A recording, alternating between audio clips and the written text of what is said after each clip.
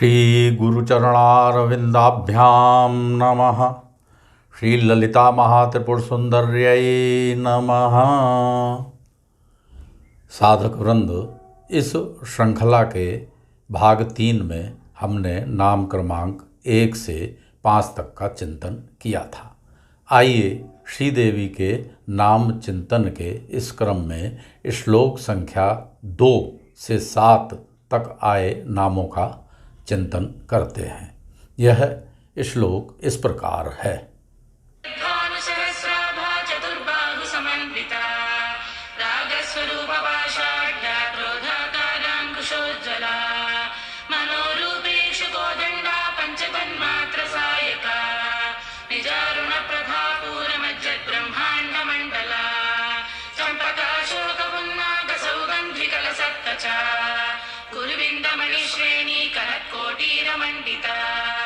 अष्टमी चंद्र विभ्राज दलिकस्थल शोभिता मुख चंद्र कलंका भ्रमगनाभिविशेषका वदन स्मर मांगल्य गृह तोरण चिल्लिका पत्र लक्ष्मी परिवाह चलन मीनाभलोचना नव चंपक पुष्पाभनासा दंड विराजिता तारा कांति तिरस्कारिणा साभरण भासुरा। आइए अब नाम क्रमांक 6 से इन नामों का चिंतन प्रारंभ करते हैं। नाम क्रमांक 6 है उद्यत भानु सहस्त्राभा। यह छठा नाम है। इसमें वर्णन किया गया है कि देवताओं के उद्देश्य को पूर्ण करने के लिए श्रीदेवी का प्रादुर्भाव चिदग्नि कुंड से हुआ। तो उनका स्वरूप कैसा था, इसमें उनकी आभा का वर्णन है। श्रीदेवी की आभा प्रातःकालीन उदित होते हुए सहस्रों सूर्यों की आभा के समान थी। हम सभी जानते हैं कि प्रातःकालीन उदित होते हुए सूर्य की आभा अरुणिमा लिए हुए होती है। यदि सूर्य सहस्रों की संख्या में हो जाएं तो यह रक्तिम आभा भी कई गुना, कई सहस्र गुना बढ़ जाएगी। अर्थात श्रीदेवी की आभा गहरे रक्त वर्ण की है। स्तोत्र के प्रारंभ में श्री देवी का ध्यान भी इसी रूप में किया गया है। सिंदूरारुण विग्रहाम के द्वारा उनका ध्यान किया गया है।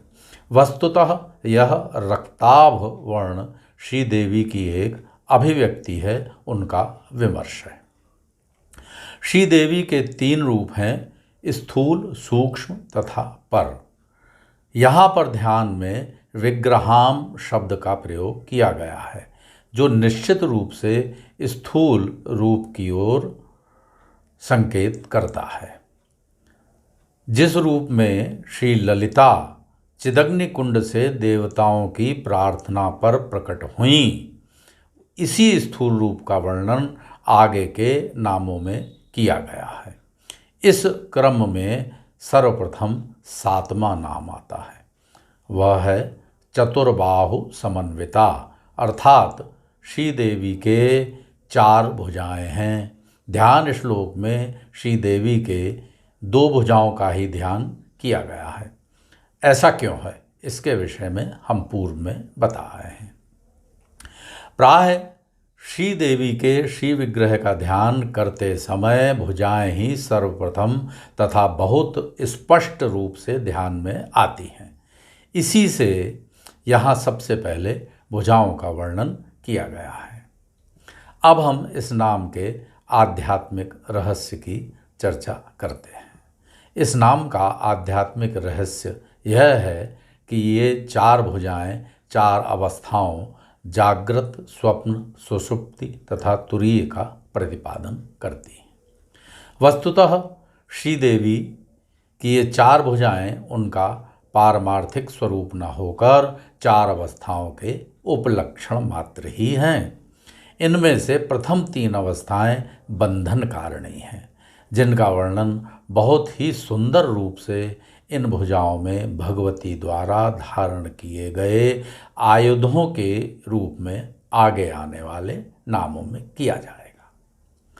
कुछ विद्वानों का मत है कि 4 भुजाओं से 4 देवियों, जो कि श्री ललिता की सेना नायक हैं, उनके मंत्रों का संकेत किया गया है। ये 4 देवियाँ जो कि श्री देवी के ही भुजाओं के रूप में, उनमें धारण किए हुए आयुधों के रूप में उपस्थित हैं, वे हैं अश्वारूढ़ा, संपत्करी, मंत्रिणी तथा वाराही। अगला नाम क्रमांक 8 है रागस्वरूप पाषाढ़्या। नाम क्रमांक 7 में श्री देवी को चतुर्बाहु समन्विता कहा गया है। निश्चित रूप से ये 4 भुजाएं 2 वाम भाग में तथा 2 दक्षिण भाग में है। 2 भुजाएं ऊपर की ओर और 2 भुजाएं नीचे की ओर। श्री ललिता के श्री विग्रह में इनके दर्शन जिस प्रकार होते हैं वह हमने इस वीडियो में एक चित्र के माध्यम से आपकी सुविधा के लिए प्रस्तुत कर दिया है। प्रथम आयुध जो इस नाम में बताया गया है वह है पाश, जिसे भगवती के स्थूल शरीर में ऊपर के बाएं कर में धारण किए हुए दर्शाया गया है। राग को एक रस्सी अथवा डोरी के रूप में दर्शाया गया है, जिसका प्रयोग किसी वस्तु को बांधने अथवा बांधकर खींचने के लिए किया जाता है। यह सब हम सब जानते हैं।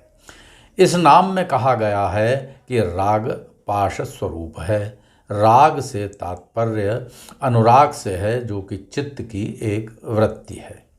वस्तुतः राग इस वृत्ति का वासनामय रूप है। इसे इच्छा शक्ति का मानसिक रूपांतरण भी कह सकते हैं, जो कि भ्रम की स्थिति है। पूर्व में कही गई 4 अवस्थाओं में इसकी तुलना स्वप्नावस्था से की जा सकती है, क्योंकि स्वप्न एक प्रकार का भ्रम ही है। राग जो कि वासनात्मक है, जिसके 2 विरुद्ध गुण हैं, प्रेम तथा घृणा, तथा यह जीव के पूर्व जन्म के कर्मों के फल के रूप में इस जन्म में उपस्थित रहती है। श्रीदेवी के कर में रहने के कारण ये ही इच्छा शक्ति के रूप में रहती है। इसको रस्सी के रूप में दिखाने का रहस्य यह है कि हम रस्सी में बद्ध किसी भी वस्तु को तभी अपनी ओर खींच सकते हैं जब उसके दोनों छोरों को पकड़कर खींचें।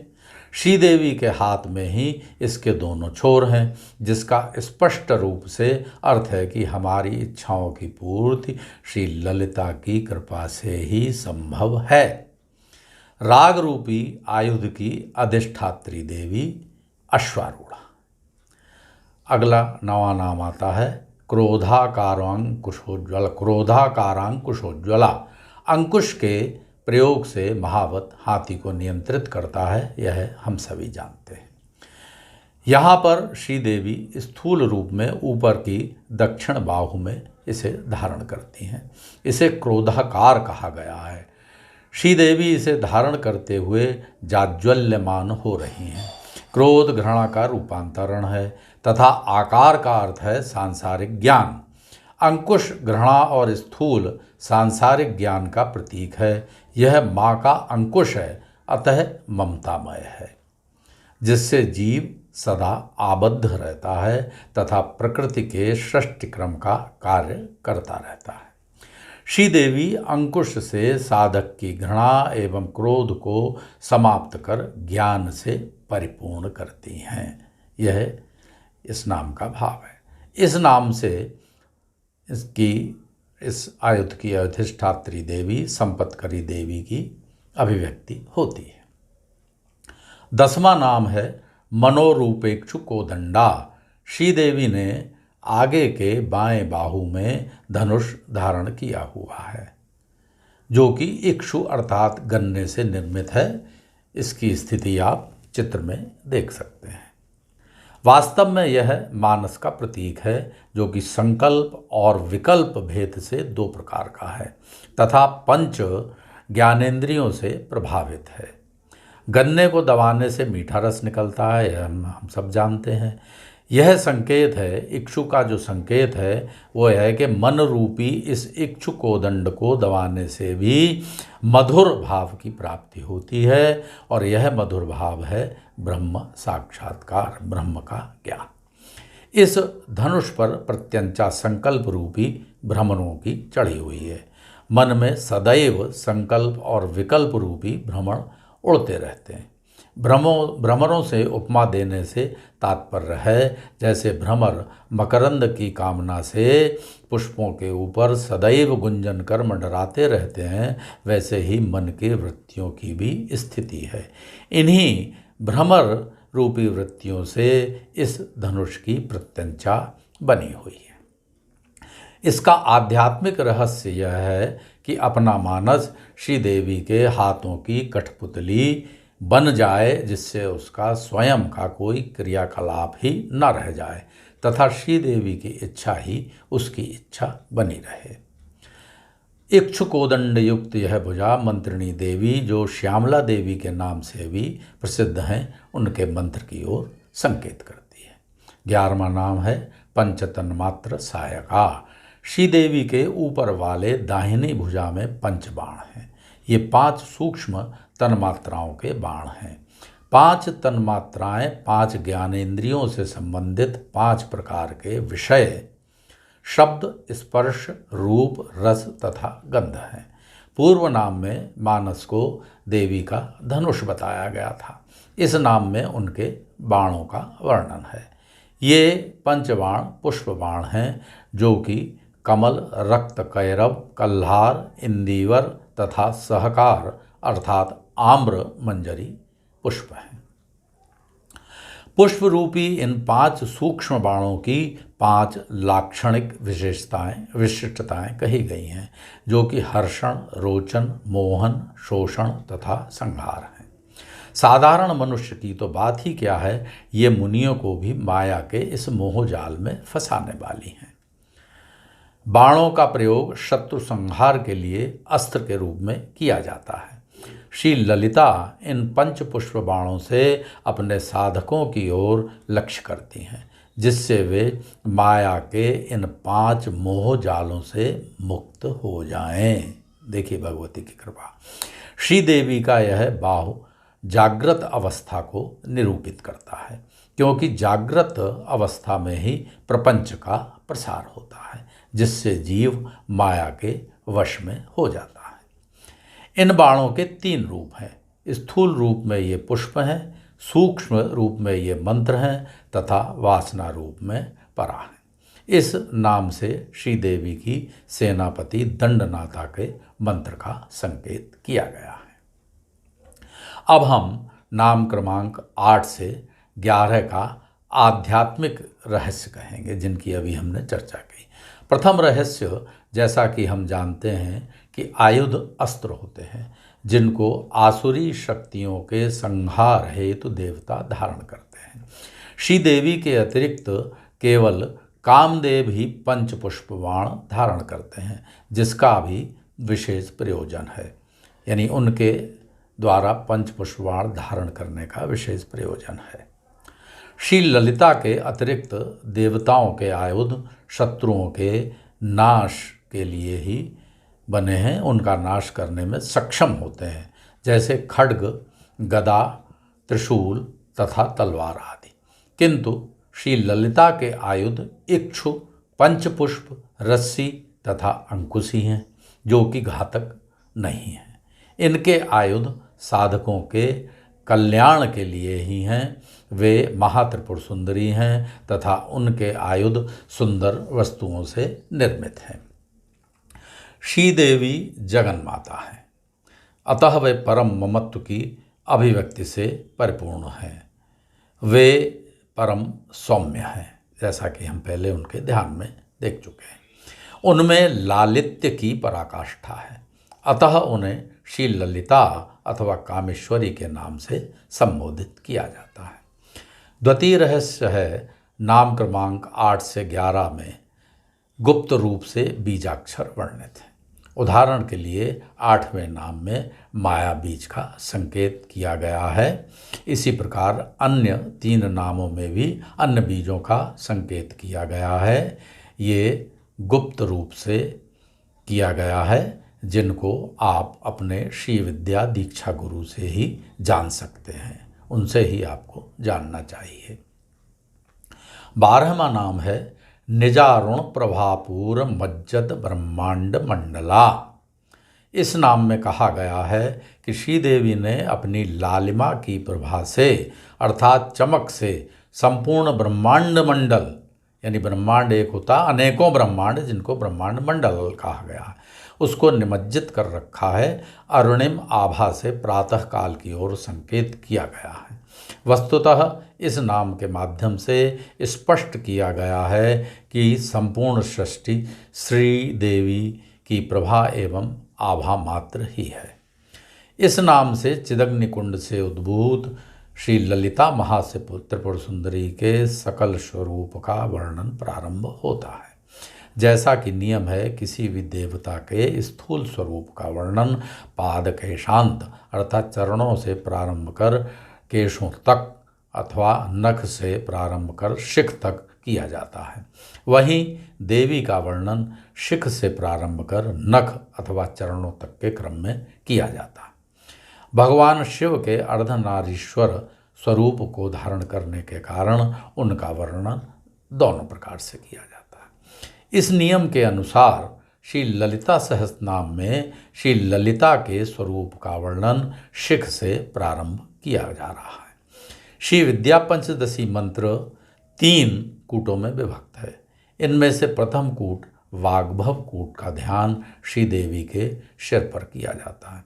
इस कारण से भी यहाँ श्री देवी के सिर अथवा उनके मुख का स्वरूप का वर्णन, उनके श्रीमुख के स्वरूप का वर्णन प्रारंभ किया जा रहा है।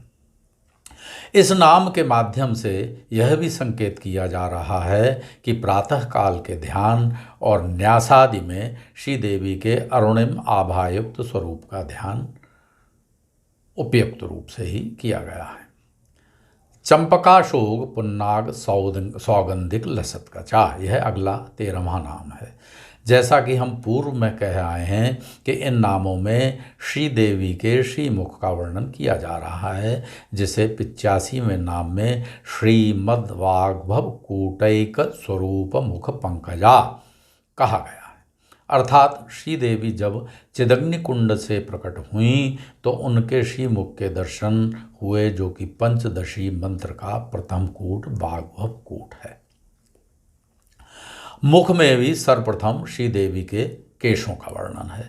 उनके केश चंपक, अशोक, पुन्नाग तथा सौगंधिक आदि के पुष्पों से अलंकृत है, जैसा कि ये नाम बताता है। लक्षणा से ये सब वन के पुष्पों की ओर संकेत करते हैं। ये सभी पुष्प सुगंधित हैं, किंतु श्री देवी के केश इन पुष्पों से सुगंधित नहीं हो रहे हैं, अपितु ये पुष्प श्री देवी के केशों की दिव्य मधुर सुगंध से सुवासित हो रहे हैं। क्या श्री देवी के केशों की सुगंध की तुलना किसी अन्य वस्तु से की जा सकती है? कदापि नहीं। इस नाम का भाव यह है कि भगवती के केशों का ध्यान अज्ञान को दूर कर ज्ञान अर्थात ब्रह्म ज्ञान रूपी सुगंधि प्रदान करता है। यहाँ ध्यान देने का विषय है कि श्री देवी के केश ही इतने सक्षम हैं तो उनका संपूर्ण स्वरूप कितना प्रभावशाली होगा। कुछ विद्वानों का मत है कि पुष्पों की संख्या 4 लेने के पीछे अंतःकरण चतुष्टय, मन, बुद्धि, चित्त तथा अहंकार की ओर भी संकेत किया गया है। अगला 14वां नाम है कुरविंद मणि श्रेणी कनत कोटीर मंडिता। इस नाम में श्री देवी के मुकुट का वर्णन है। श्री देवी का मुकुट कुरविंद अर्थात पद्मराग मणियों की श्रेणियों से अर्थात लड़ों से शोभायमान हो रहा है। मणियों में ये श्रेष्ठ मणि मानी जाती हैं। ये रक्तवर्ण की होती हैं, जो कि श्री देवी की आभा का वर्ण है, जैसा कि हम उनके ध्यान में देखा है। श्री देवी के मुकुट को कोटीर कहा गया है, जिसकी विशेषता है कि यह केशों तथा उनमें धारण किए गए पुष्पों की सुंदरता को ढकता नहीं है। पुरुषों के द्वारा धारण किए जाने वाले मुकुट को किरीट कहते हैं, जो कि उनके पुरुषों के केशों को ढक लेता है, छुपा लेता है। कुरविंद मणि प्रेम, समृद्धि तथा भगवद भक्ति प्रदान करने वाली मानी जाती है। इस नाम का भाव यह है कि जो भी साधक इन मणियों से सुशोभित श्री देवी का ध्यान करेगा, देवी के प्रति उसकी निष्ठा एवं भक्ति में वृद्धि होती रहेगी। 15वां नाम है अष्टमी चंद्र विभ्राजत अलिक स्थल शोभिता। अष्टमी से तात्पर्य जिस तिथि में चंद्रमा की 8वीं कला हो वह अष्टमी है। चंद्र के वृत्त का अर्धवृत्त ही 8 कला युक्त है। अष्टमी तिथि को चंद्रमा के प्रकाशित और अप्रकाशित भाग समान होते हैं, ये हम सब जानते हैं। श्री देवी जब चिदग्नि कुंड से उद्भूत हुईं तब उनके केश, पुष्प तथा मणि युक्त मुकुट एक के बाद एक प्रकट हुए। इसके पश्चात उनका ललाट प्रदेश प्रकट हुआ, जो अष्टमी की चंद्र की भांति शोभायमान हो रहा है, जो कि इस नाम से दर्शाया गया है। 16वां नाम है मुख चंद्र कलंकाभ मृग नाभि विशेषका।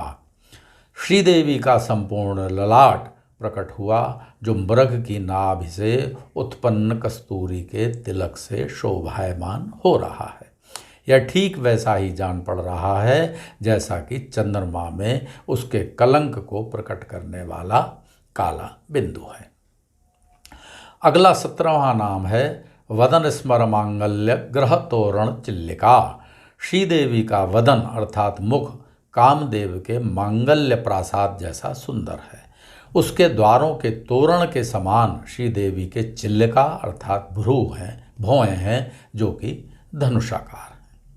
अगला नाम 18 क्रमांक 18 है वक्त्र लक्ष्मी परिवाह चलन मीनाभ लोचना। अब श्रीदेवी के नेत्रों का वर्णन किया जा रहा है। श्रीदेवी के मुख रूपी सुंदर सरोवर में श्रीदेवी के नेत्र चंचल मछलियों की भांति शोभायमान हो रहे हैं। नेत्र मछलियों के समान चंचल होते हैं, सदैव गतिमान रहते हैं। कहा जाता है कि मत्स्य की दृष्टि मात्र से ही उसकी संतति का पालन हो जाता है, वृद्धि हो जाती है। इसी प्रकार श्रीदेवी की निक्षेप दृष्टि से ही भक्तों का कल्याण होता है। चंचल मीन की भांति श्रीदेवी के नेत्र सभी ओर दृष्टि मात्र से समस्त भक्तों पर कृपा वर्षण करते रहते हैं। इसीलिए उन्हें मीनाक्षी भी कहा जाता है। 19वां नाम है नवचंपक पुष्पाभ नासा दंड विराजिता। इस नाम से श्रीदेवी की नासिका का वर्णन किया गया है। श्रीदेवी की नासिका नव विकसित चंपक पुष्प के समान है। नव विकसित चंपक पुष्प से ही सुगंध फैलती है। श्रीदेवी की नासिका भी ठीक वैसी ही है, ऐसा इस नाम में कहा गया। 20वां नाम है ताराकांत तिरस्कार नासाभरण भासुरा। श्रीदेवी ने नासिका में जो आभूषण धारण किए हुए हैं वे तारागणों अथवा ग्रह नक्षत्रों की कांति को भी तिरस्कार कर रहे हैं, फीका कर रहे हैं।